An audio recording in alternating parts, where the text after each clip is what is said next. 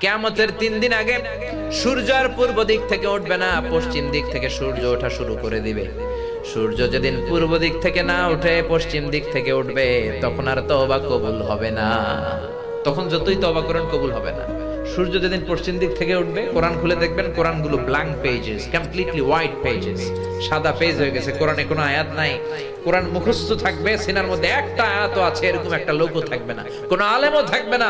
সব আলেম ওলামা মুমিন বান্দাদের বাম বগলের এইখানে একটা ফোড়া হবে, ওই ফোড়ার ব্যথায় সব মুমিনরা মরে লাশ হয়ে যাবে। শুধু কাফের মুশরিকদের উপর কিয়ামত প্রতিষ্ঠিত হবে। চিল্লায় কোন ঠিক কিনা? তার মানে কিয়ামতের আগ দিয়ে পশ্চিম দিক থেকে সূর্য উঠলে তওবার দরজা বন্ধ। 2 নাম্বার বাদাল গরগরা, মালাকুল মাউত যখন মানুষের রূহ ধরে টান দেয়, রূহ বের হতে বান্দার কষ্ট হয়, মুখ দিয়ে গরগর গরগর শব্দ হয়।